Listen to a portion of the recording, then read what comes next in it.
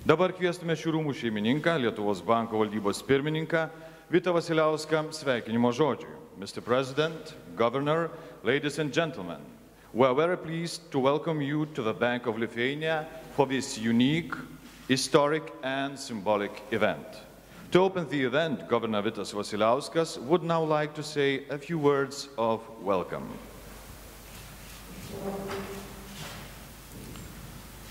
Buongiorno, signor Presidente. Labą rytą visiems, kas pradeda šį rytą su mumis. Aš labai džiaugiuosi, kad šį rytą susitinkame čia, Lietuvos banke, šią reikšmingą progą, kai iki euro įvedimo liko jau mažiau kaip 100 dienų.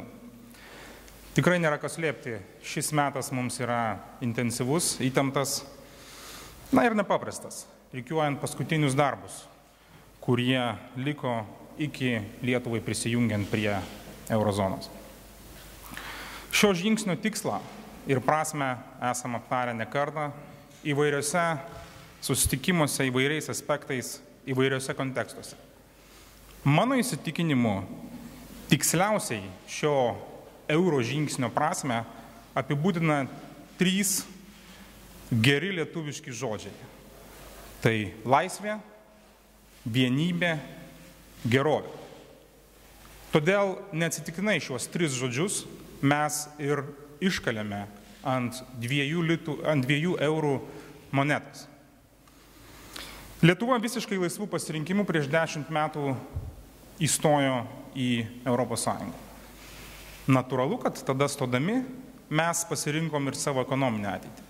Tai yra ekonominė ir pinigų sąjunga.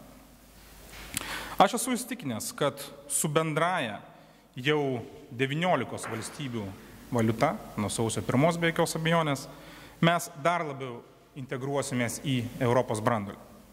O tai, įvertinant mūsų geografiją, kaip niekad yra aktualu būtent šiandien. Tai tuom pasireiškia būtent vienybė. Buvimas eurozonoje kaip tik ir reiškia tą vienybę, tą pirmąjį žodį, kuris bus iškaltas ant euro monetos.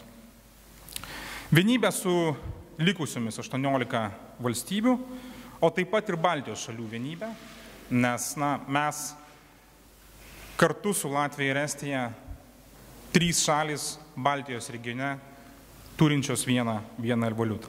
Taigi vėl pademonstruosim vienybę, kuri mums taip pat yra svarbi, kokia buvo svarbi prieš 25 metus Baltijos kelyje.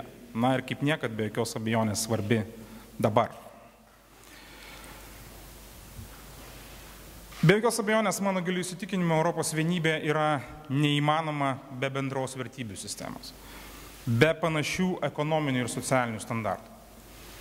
O tai reiškia ne ką nors kita kaip europietišką gerovę. Žinoma, pats savaime euras neatneš tos gerovės. Kaip reikėjo, taip ir toliau reikės atkaklaus darbo, pastangų, pastovaus judėjimo į priekį. Bet dirbti mes mokam, atkaklumo mums tikrai nestinga. Esame lankstus ir atviri. Visą tai nesykia esame įrodę, todėl net, jei nesiseka iš pirmo karto, mes bandom iš naujo. Ir galiausiai pasiekėm savo tikslą. Euras kaip tik ir yra puikiausias to pavyzdys. Kalbėdamas apie eurą, aš jaučiu pareigą ir nuoširdų norą išreikšti pagarbą litui. Nes litas yra mūsų istorija, o istorija šioje pasaulio dalyje yra labai svarbus aspektas. Atmintis yra labai svarbus aspektas. Atmintis visada yra mūsų galvoje, mūsų širdise. Todėl stabilus patikimas litas, kurio kursas užfiksuotas jau daugiau kaip 12 metų, nutėsė kelią, drąsiai galiu pasakyti, nutėsė kelią būtent Lietuvos tapimui didžiausios valiutos sąjungos, būtent pinigų sąjungos dalimi. Todėl, manau, labai simboliška ir logiška, kad naujajam lietuviškam eurui mes pasirinkom lietuviško lito aversą. Tai yra vytį, kurį netrukus pažins ir pripažins savo pinigų jau nebe 3 milijonai, o 340 milijonų europiečių. Ponai ir ponios, kolegos, prieš tą sausio 1 prasidedančią Vyčio kelionę mes dar susitiksim. Tačiau naudodamasis progą, aš norėčiau padėkoti mūsų ypatingam svečiui, Europos centrinio banko prezidentui Mario Draghi, o taip pat ir visam Europos centriniam bankui, kuris padėjo ir padeda Lietuvos bankui prisijungti prie eurosistemos.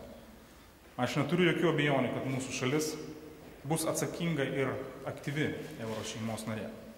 Savo patirtimi, atkaklumu ir gebėjimais padės kurti sėkmingą senojo žemyno ir kiekvieno iš mūsų ateitį. Thank you, Mr. President, for your help on the way to the euro. And I assure you that Lithuania will be an active, responsible Euro family member, and we are ready to share our experience, skills, and knowledge to create a prosperous future for the people of Europe. Thank you, Mario, and now the floor is yours.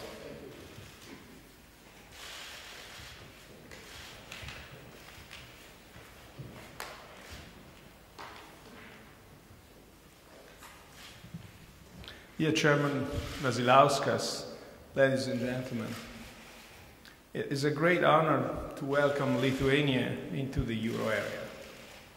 For me personally, it is a threefold pleasure to be here in Vilnius on such an occasion. First, as a native Roman, I'm intrigued to discover that our two cities both have a wolf at the heart of their founding myths. Every Roman child grows up knowing the story of the she-wolf that rescued Romulus and Remus from the river Tiber and then reread them as her own. Similarly, here in Vilnius, everyone knows the medieval legend of Gediminas, and his dream about the iron wolf howling as loud as 100 wolves on the hill where he would one day build the Lithuanian capital. So, a wolf, surely that is something unusual enough to give the people of Vilnius and Rome a common sense of identity. And it's not just wolves that we have in common. As an Italian, I'm also very flattered to hear Lithuania sometimes referred to as the Italy of the North. Architectural evidence of the close cultural links between our countries over the centuries, especially in the Renaissance and Baroque periods, is still plain to see in many of Vilnius's magnificent buildings. But it is the third reason that I would like to stress above all. Lithuania will become the 19th member of the euro area. This is a major and very positive step towards the ever deeper integration of our continent.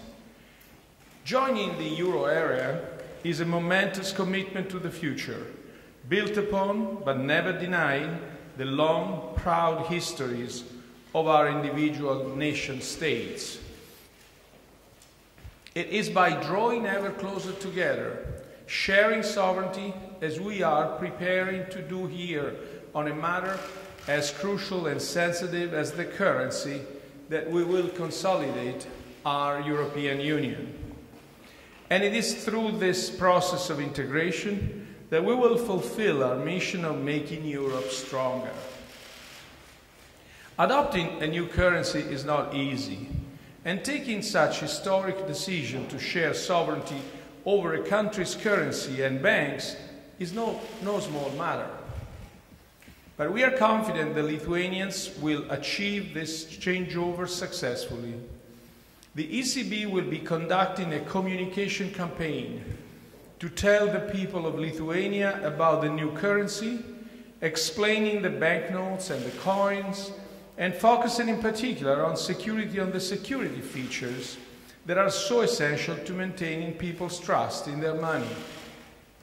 Now, to mark this extraordinary moment and formally welcome Lithuania as a fully fledged member of the single European currency, I would like to hand over a memento to Governor Balois Nalaskas. Ponios ir ponai, dabar atėjo metas svarbiausiai akimirkai. Pasitikti euro žvaigždę. Ši žvaigždė primena mums, kad euro banknotai yra būtent tas apčiuopiamas ir neginčiamas Europos simbolis, kuris mus jungia ir kuriuo mes dalijamės keliaudami po visą senąjį žemyną. Ladies and gentlemen, now it is time for the key moment. We welcome the Eurostar, which is a memento that reminds us that the actual notes are the most tangible symbol of the Europe that we share as we travel across the continent. Ladies and gentlemen, the Eurostar for Lithuania. Ponios ir ponai, pasitikime euro žvaigždę Lietuvai.